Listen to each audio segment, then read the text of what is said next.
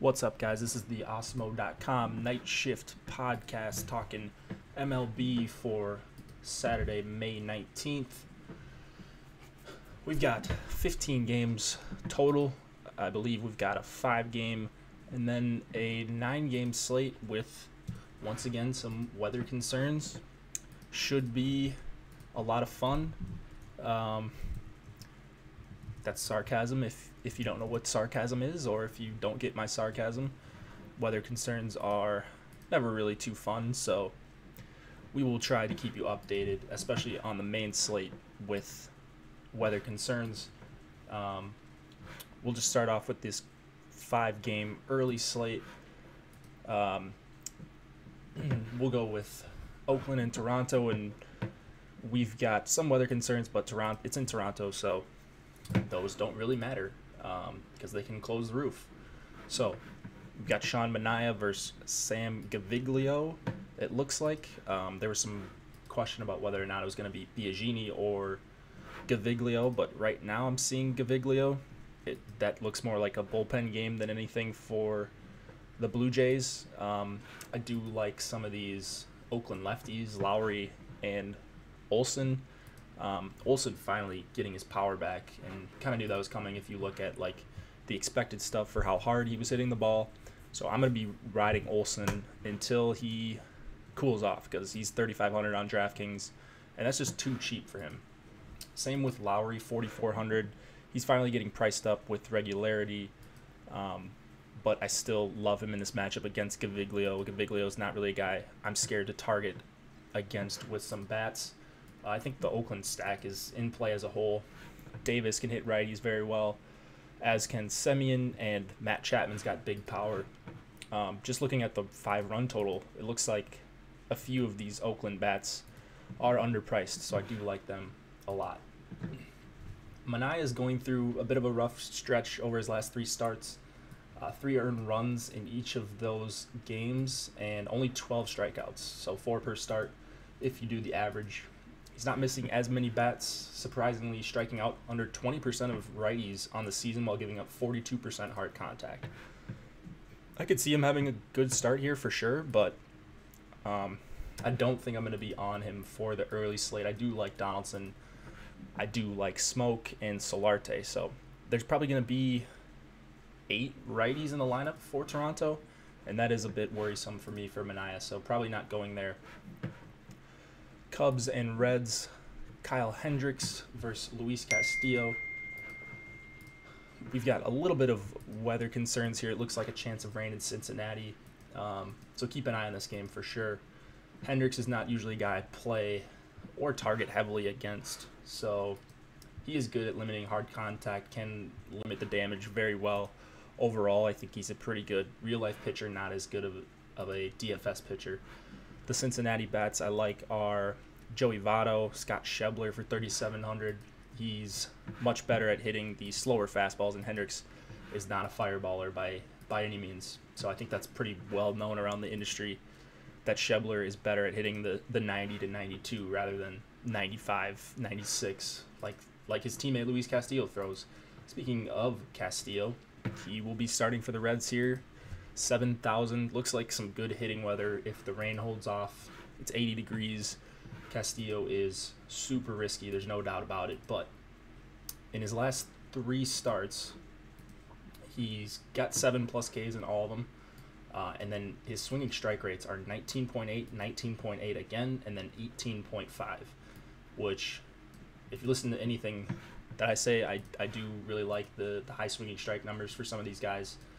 Well, for any of these guys, but Castillo's a guy who regularly posts huge swinging strike numbers. He's going to be volatile. He's going to give up a lot of power to lefties especially. If you have a few lineups to play with, then I think having Castillo on a few of them, maybe having a Cubs stack in there mixed in if you're more risk averse, because I could see Castillo pitching very well.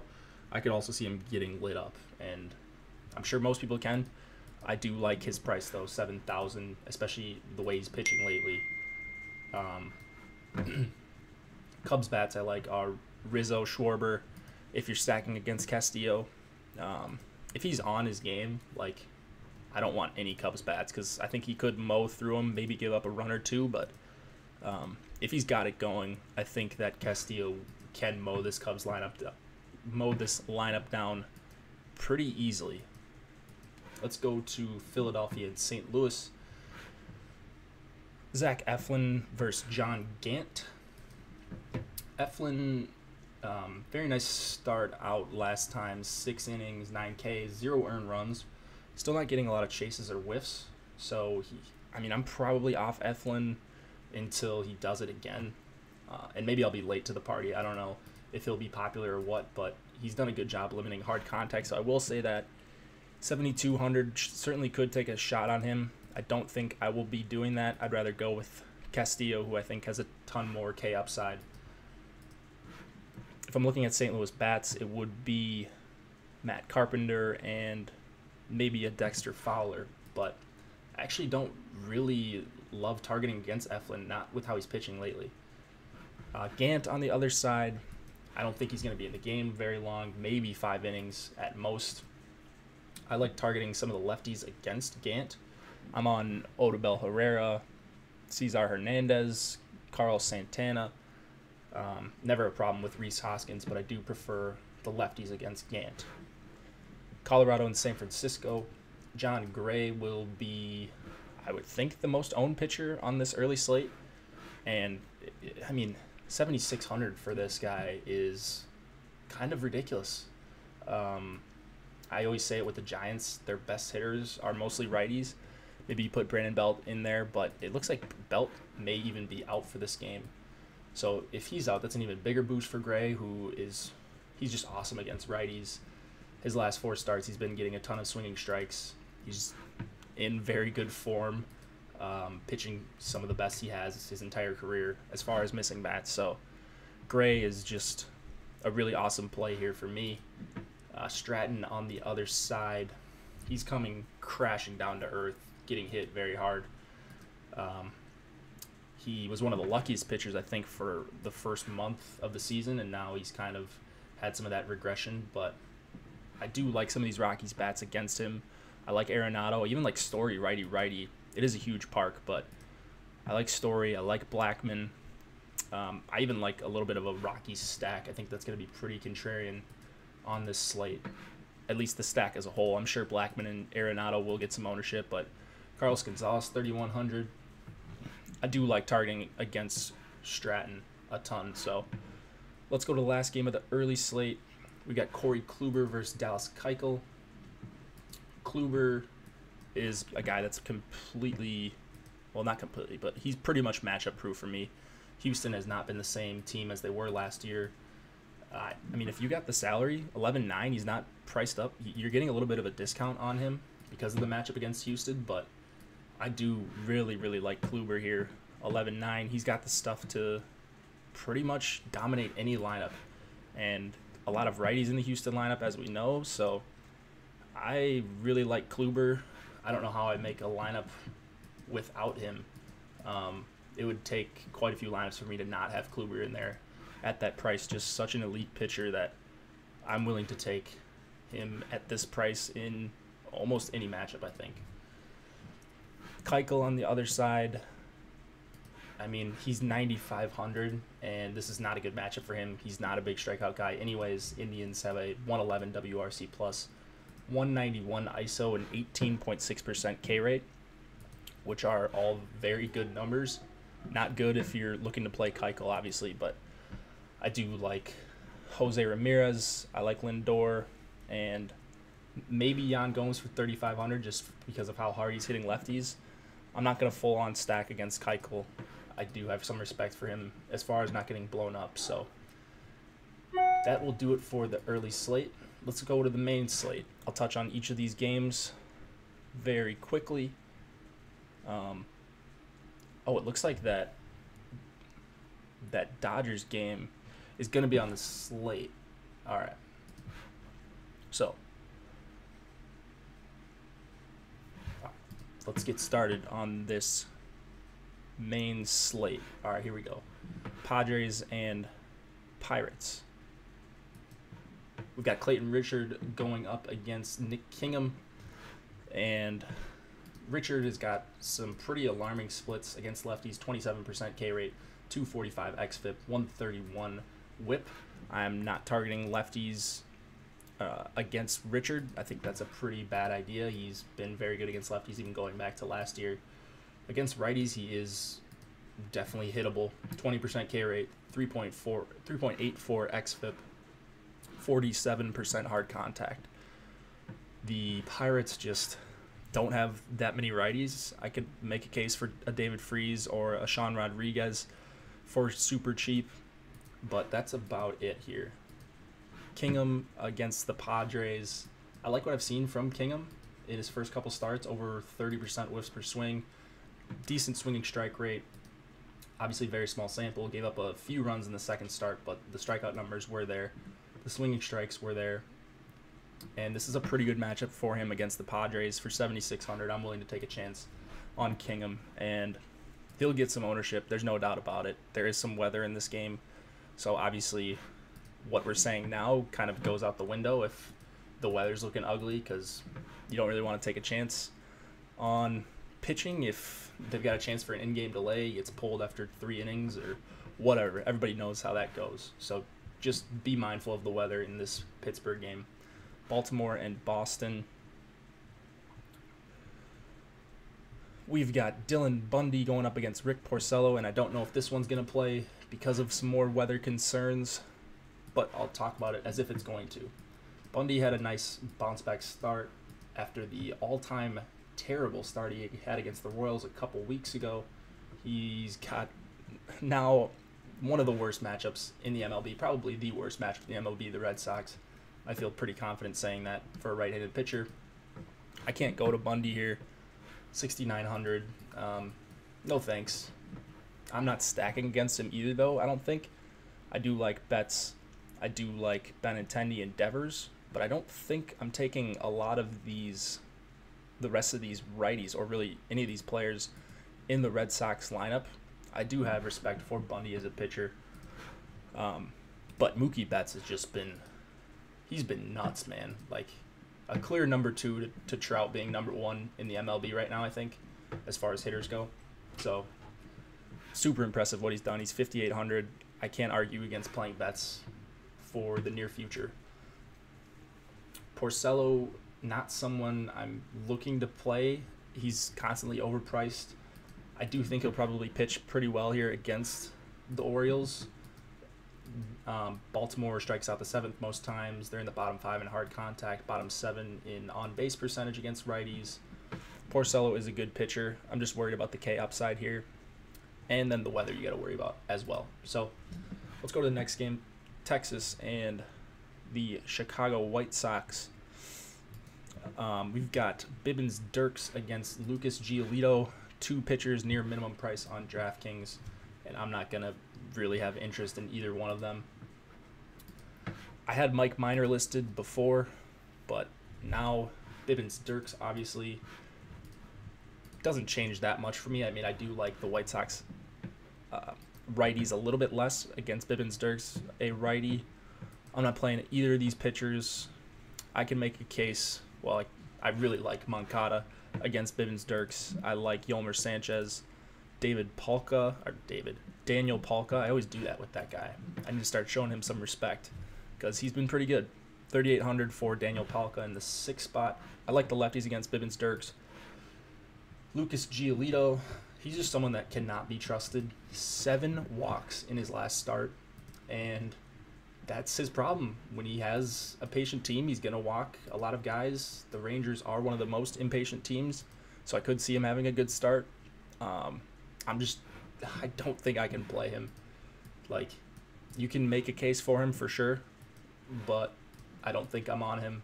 If I was MMEing, I'd probably have like 5% of him just in case, but man, he is really, really tough to trust, and he's a guy that is a perfect guy to stack against because when he gets wild, you're going to get your guys hitting on base with him. So I like the Rangers, mostly Gallo and Mazzara, but if you want to stack them up, Profar and Sin-Shu Chu, then be my guest because Giolito he just gets in so much trouble with walks sometimes that makes a really awesome play to stack against him sometimes.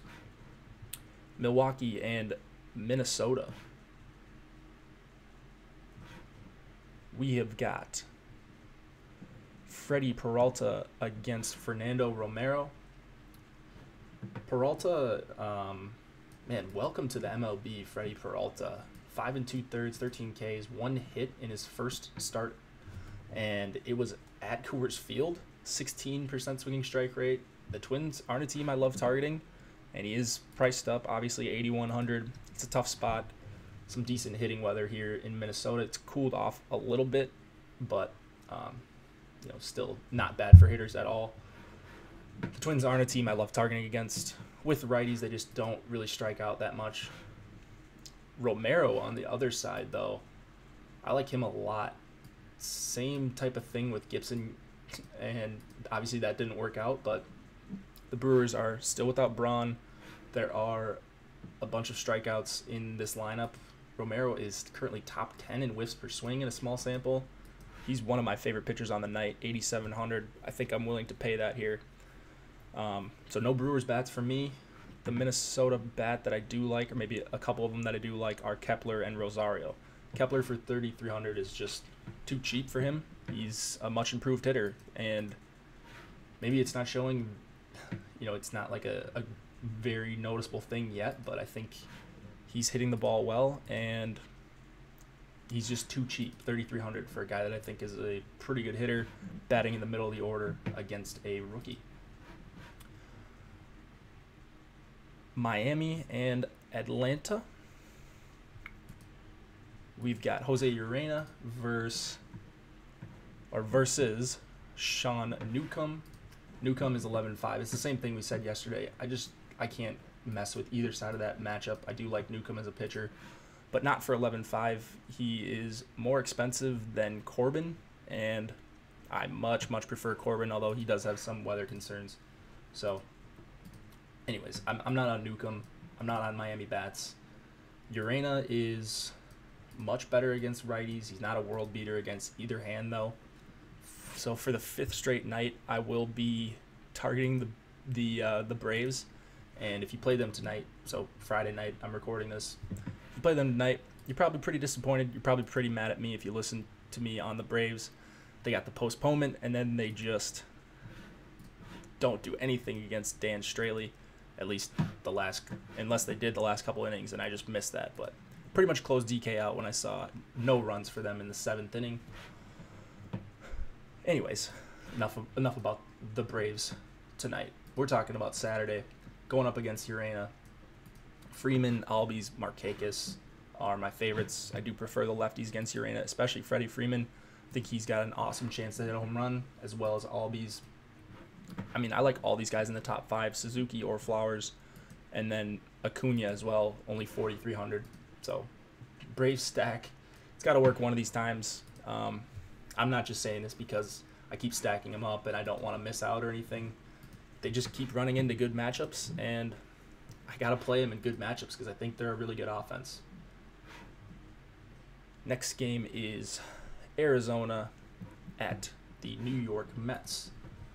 Patrick Corbin going up against Steven Matz. So one pitcher I love and one pitcher I hate. Let's start with Matz this time. I am a chronic Steven Matz hater. I don't think he's very good. I will not be playing him here. This 26% K rate against righties that he has, in my opinion, is fraudulent. He's not missing that many bats. Not really getting that many chases. The problem is there's not many bats in the D-backs lineup that I'm super scared of. No Mats for me. I do like Goldschmidt, even though he's still in this huge slump. But against the lefty for 4,100 for Goldschmidt, like wind blowing out, out to left, I should say. If this game is looking good, I really like Goldschmidt. And then I like Goldschmidt's teammate, Patrick Corbin.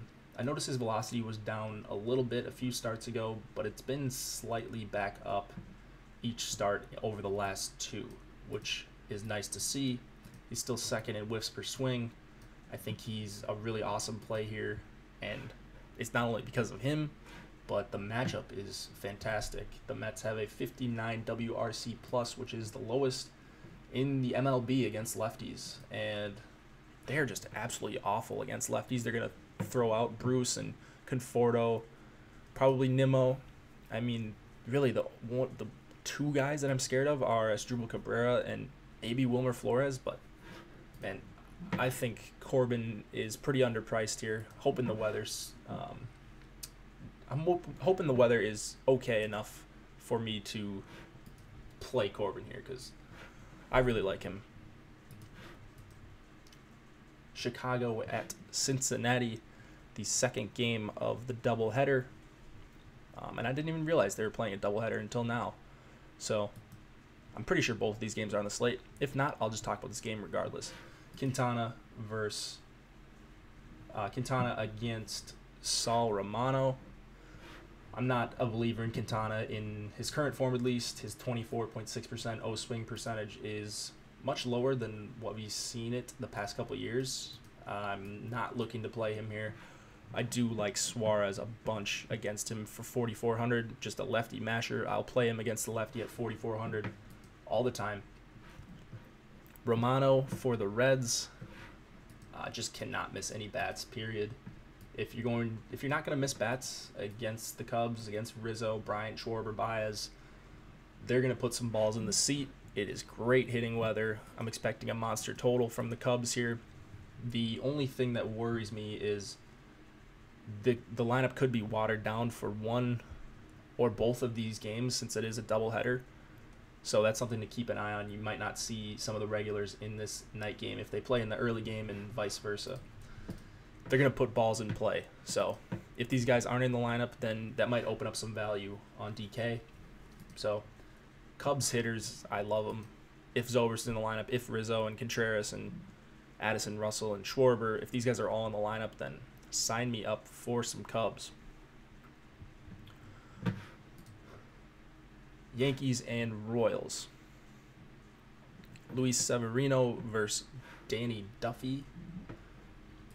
I love Severino, but I don't love him for 12-6 against the Royals. The Royals strike out the least against right-handed pitchers this season, and Corbin's going to be higher owned, but I do prefer Corbin, I think, pretty easily right here. It's great hitting weather for the Royals here and the Yankees, obviously.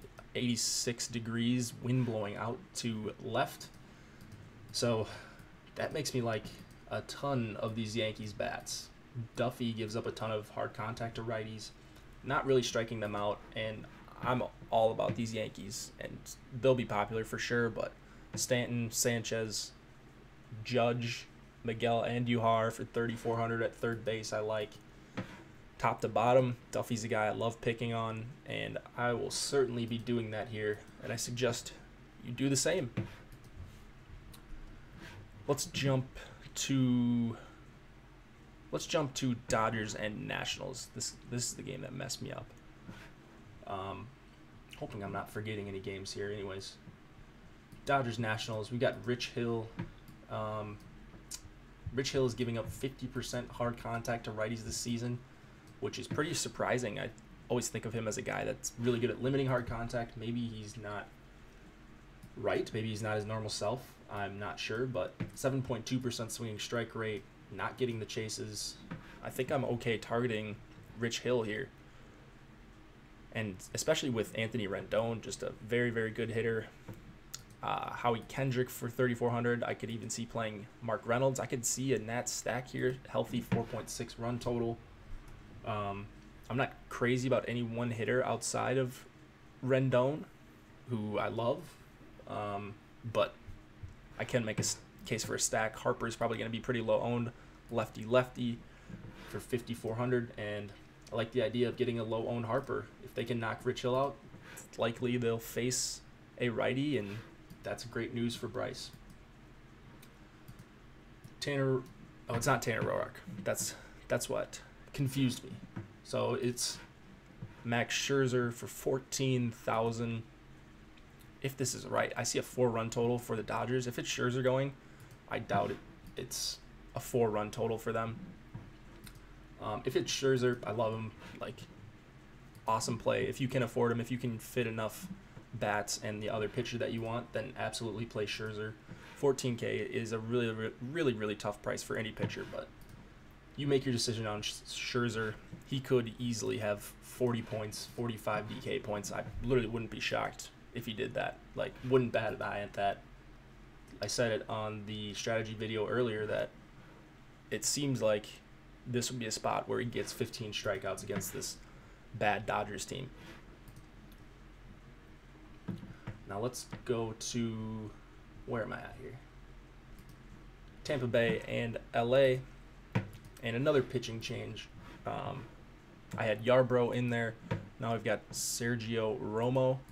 I don't know a lot about him, but I will be doing some digging on him. Vegas does not seem to have much respect for him.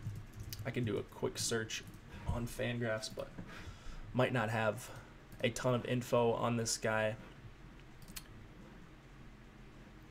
Looks like he's a reliever. I don't know if it's going to just be a bullpen game for Tampa Bay or if he's even confirmed starting. I guess we shall see, but Trout is always in play. I was going to love him against Yarbrough, and we might even see Yarbrough in this game. So I like Trout. I like Luis Valbuena for 3,100. Andrelton Simmons is a guy that I play a lot more than most people, I think. He's 4,000. That'll scare some people off, but he's just been hitting very well since the middle of last year. I want to keep taking advantage of him. So, Angels bats, I do like. Need to do some more digging on Romo. Heaney on the other side has been absolutely fantastic. Just shut down the Astros in his last start. I can't really argue going back to him. He'll be somewhat popular, I would think. But he looks really good. Like, very impressive stuff out of him. I do like Heaney, and he might end up in the spotlight pitchers, which will be out for the main slate, of course.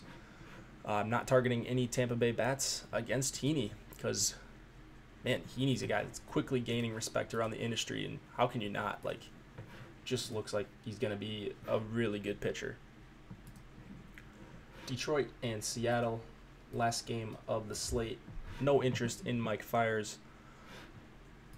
The Seattle bats I do like against him are the ones with power. So Nelson Cruz, Mitch Haniger, Kyle Seager, and Ryan Healy. That's that 3 through 6. All these guys have a chance to take him yard. Fiers just gives up so many fly balls. So I like a little bit of a Seattle stack, more of a 4-man. If you want to throw in Segura or D. Gordon to make it a full stack, I have no problems with that. But primarily targeting the 3 through 6 for Seattle.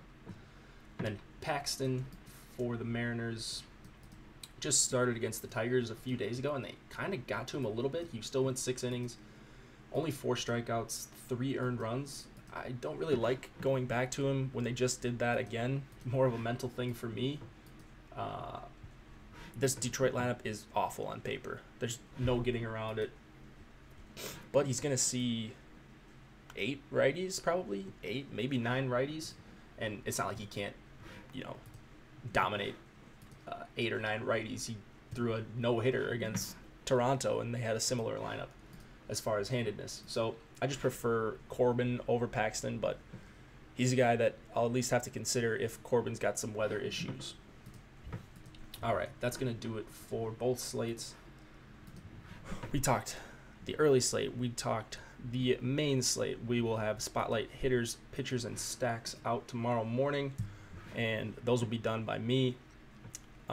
Get to Osmo.com, check out all of our premium content, check out the ownership projections, the rankings from the #1 DFS player in the industry himself, and check out some of his videos that are just really helpful and insightful. Like, I've found them to be really cool and unique. So get to Osmo.com, check out all of our stuff. Hope this was a good start to your research for Saturday's slates, and good luck, guys. Let's make some money.